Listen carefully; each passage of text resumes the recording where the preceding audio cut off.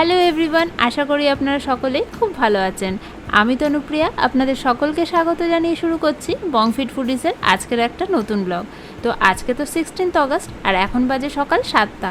অনেকক্ষণ আগে ঘুম থেকে উঠেছি, তারপর ফ্রেশ হয়েছি, রেডি হয়েছি আর এখন বেরোচ্ছি জিমের দিকে।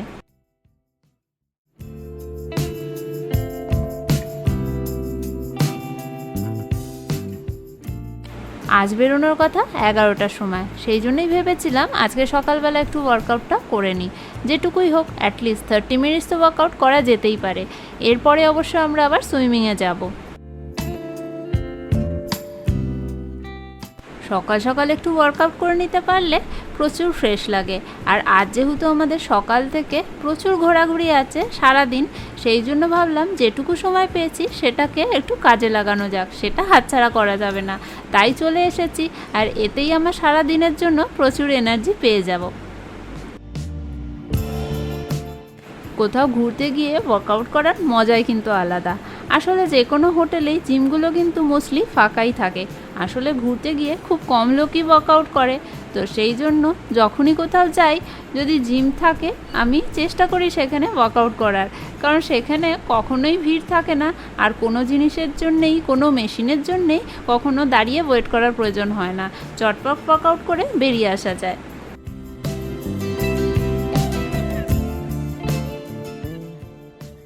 আজকের মতো ওয়ার্কআউট শেষ, আর আজকে করলাম শোল্ডার, ট্রাইসেপস আর অ্যাবস। তো আজকে লিমিটেড টাইম ছিল, তাই প্রত্যেকটাই ওই 2 কি 3টে করে সেট করা হয়েছে। বাস এটাই আজকের জন্য সাফিশিয়েন্ট। রেখে দিই, আমরা বেরিয়ে যাই। চলুন তাহলে এবার রুমে গিয়ে ঝটপট অলিনাকে নিয়ে পুলের দিকে যাওয়া যাক। এখানে আমি এখন ওয়েট করছি, অ্যাকচুয়ালি পুলটা এখন পরিষ্কার করছে, তো পরিষ্কার করে বেরিয়ে যাক, তারপর আমরা যাব। ওয়েদারটা আজকেও বেশ ভালোই আছে, এরকম থাকলেই ভালো, মানে বেশ মেঘ মেঘ আছে, বৃষ্টি না হলে ভালো, রোদ্দুরটা তো নেই আপাতত, দেখছি বেশ হাওয়া হচ্ছে, বেশ একদম সুন্দর ওয়েদার হয়ে রয়েছে।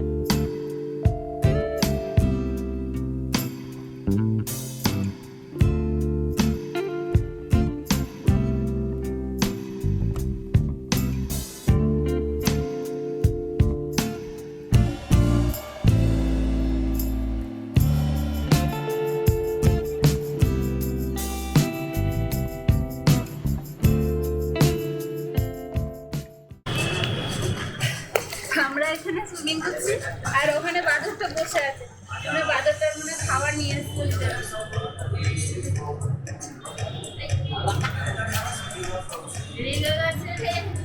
বেঁধে রেখেছে তাই। এটা পাইনাপেল গার্ডেন।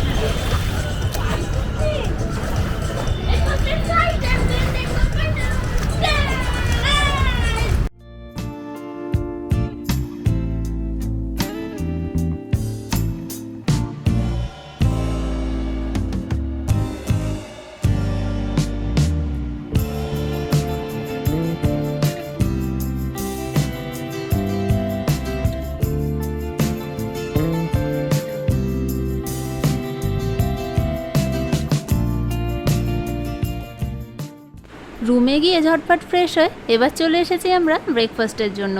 ব্রেকফাস্টে নিয়েছি বিভিন্ন স্প্রাউটস, স্যালাড, আর তার সাথে নিয়েছিলাম একটা পুরি, একটু চিকেনের একটা সবজি, আর উপমা, কোল্ড কফি, আর ছিল একটা ডোসা আর একটা ইডলি আর সাম্বার। আমরা রেডি হয়ে গেছি, এখন বেরোচ্ছি আমরা আগ্রা ফোর্টের দিকে।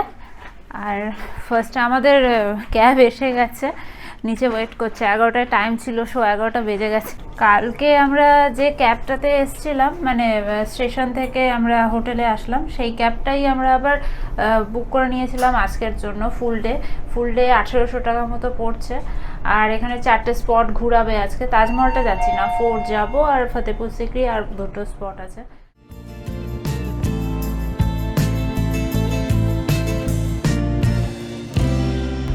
এখান থেকে টিকিটটা করতে হয়েছে, আমাদের যে গাইড নিয়েছি আমরা, তিনি এখান থেকে আমাদের টিকিটটা নিয়ে নিয়েছেন 50 রুপিস করে পার হেড, তবে বাচ্চাদের টিকিটের প্রয়োজন নেই।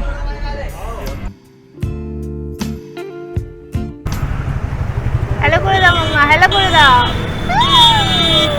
কেমন মজা লাগছে, এটা তো বেশ ভালোই ফাস্ট যাচ্ছে।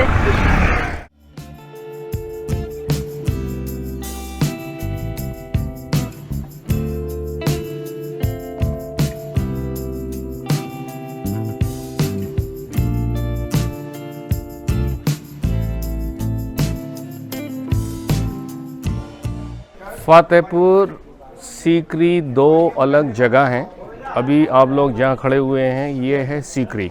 अभी आप लोग ड्राइव कर रहे थे ना कार से, जिस गेट से आप लोग एंटर हुए ना, वो किले का दीवार है और उसका जो टोटल एरिया है वो 9 किलोमीटर में है दादा।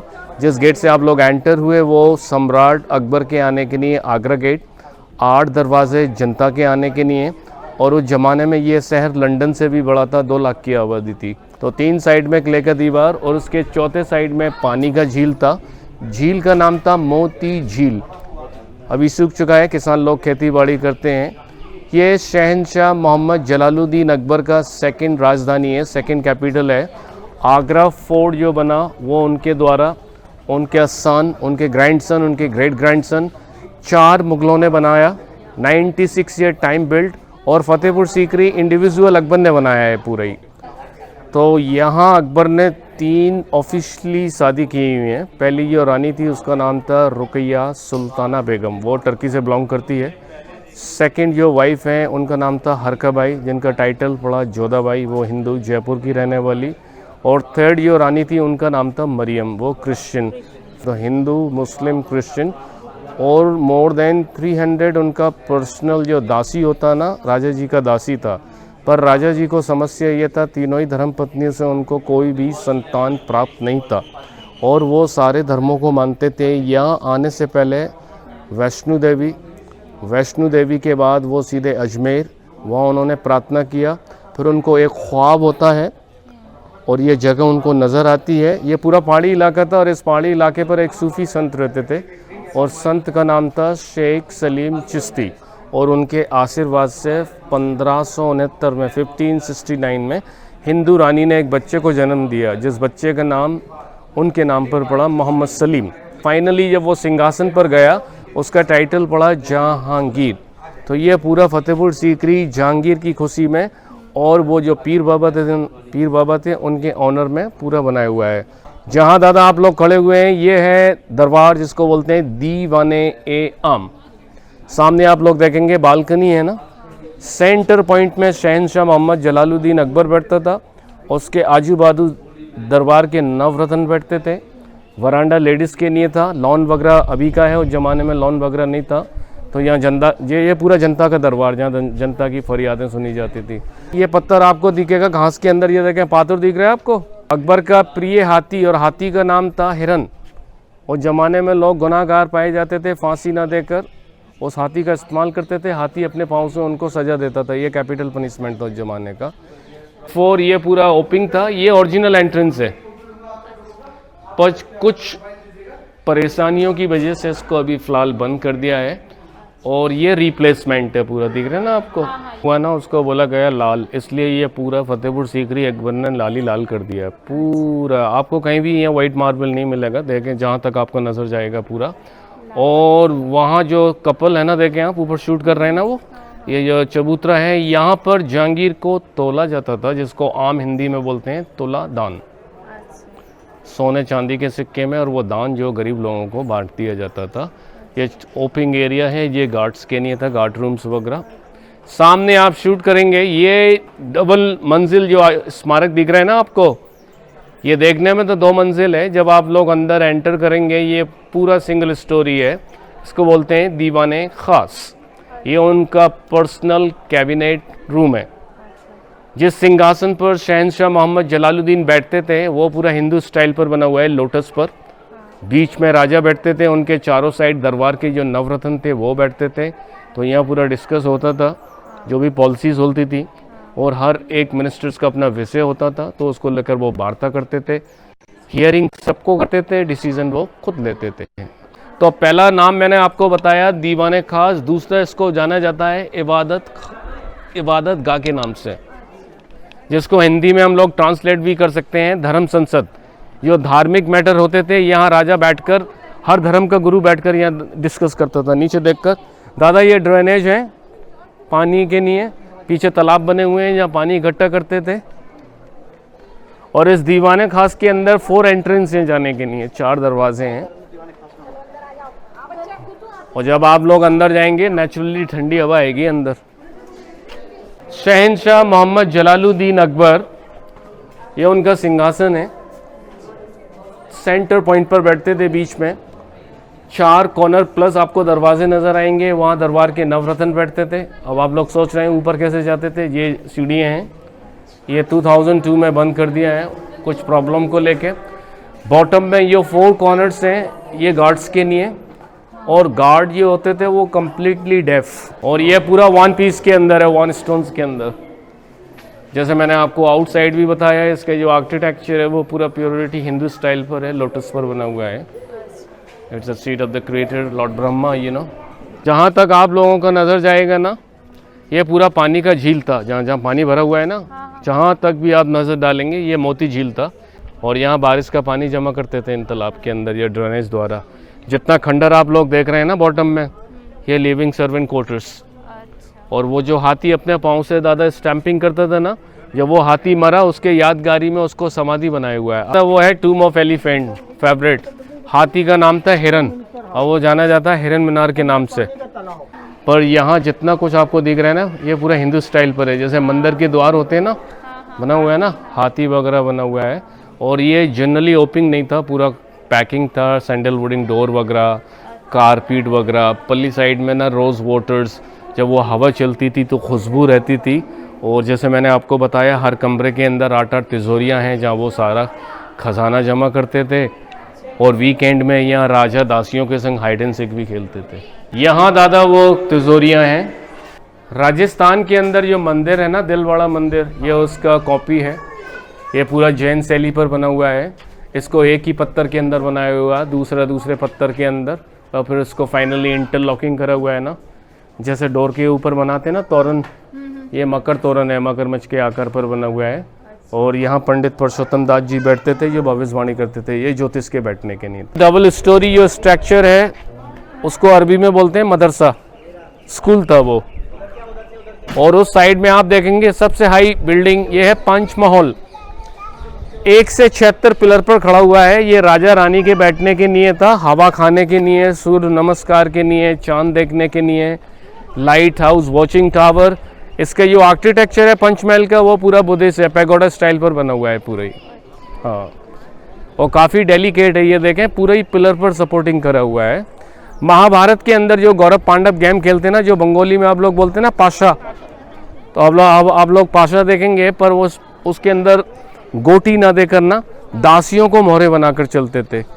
16 लड़कियां खड़ी होती थी अलग अलग वस्त्र के अंदर, और हर वस्त्र अलग अलग कलरफुल में होता था। ये देखें आप, ये बना हुआ है पूरा पाशा बना। ये एक मनोरंजन के लिए था, उस जमाने में इंटरनेट वगैरह नहीं था।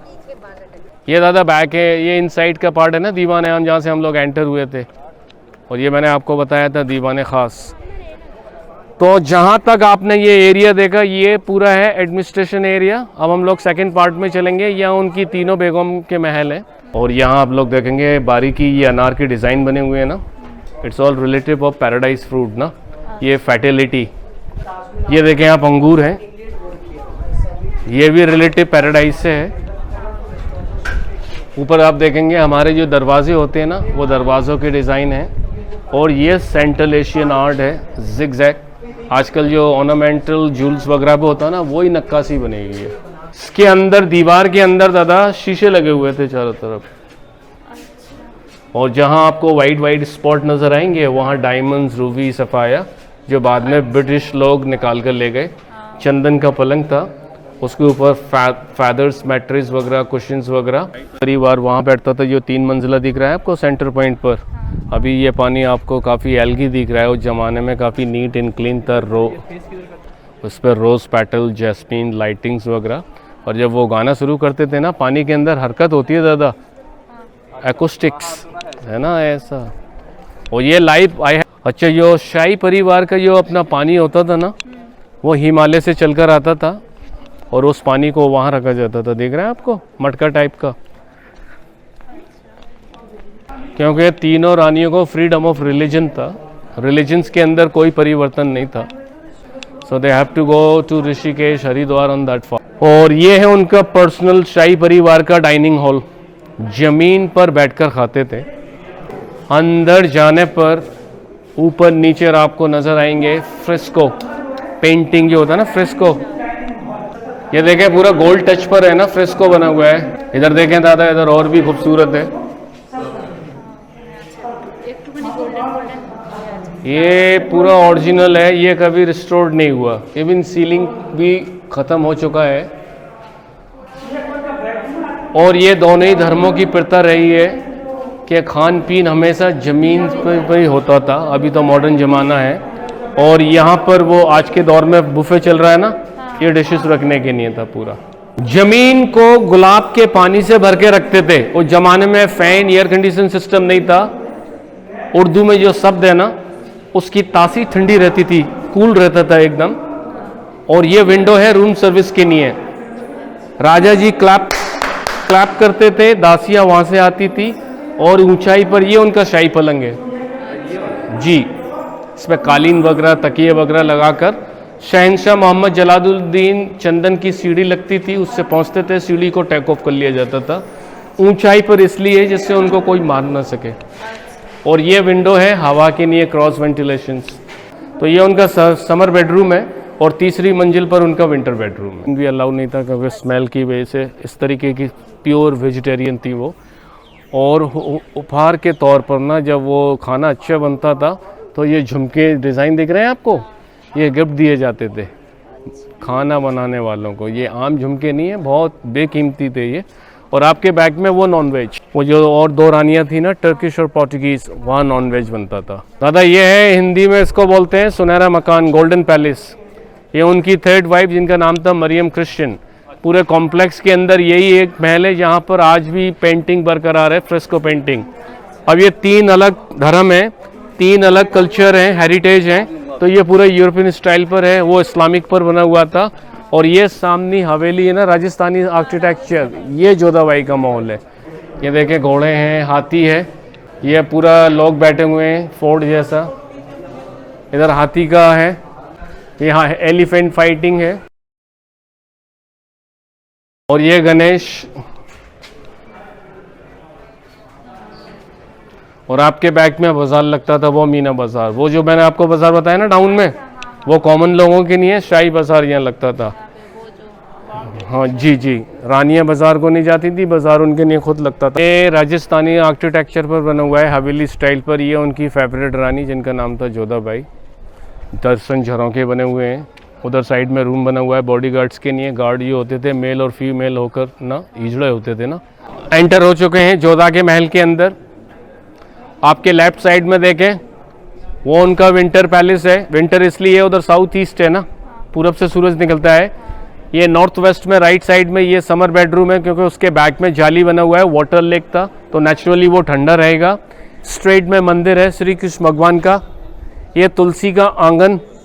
ये 4 कॉर्नर्स हैं लेडी सर्वेंट क्वार्टर्स के लिए। और ये ब्लू रूफ दिख रहा है ना, ब्लू टाइल्स, वो glaze tile import from Multan in Pakistan. और ये 4 कॉर्नर्स हैं, 44 लेडी लुक आफ्टर 1 क्वीन। और ये पूरा हाईली डेकोरेटेड था फ्रेस्को पर, अभी मिट चुका है पूरा। और मतलब आप लोग सोचिए, कल्पना कीजिए, कैनोपी, पर्दा वगैरह ना, लेट इवनिंग में dancing performings, raja and rani sit over there. तो ये पूरा जोधा के नाम से प्रसिद्ध है। एंड शी गॉट दी उपाधि कॉल मलकाए हिंद के नाम से भी जाना गया।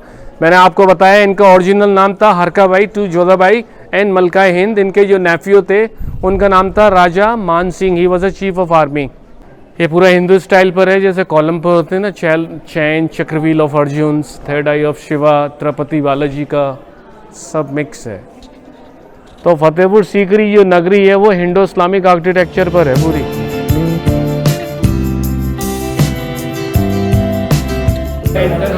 फतेहपुर रिलीजियस पार्ट है, जिस गेट से अभी हम लोग अंदर आ रहे हैं ये है बादशाही दरवाज़ा। फ्राइडे के दिन रॉयल फैमिली इसी गेट से आती थी।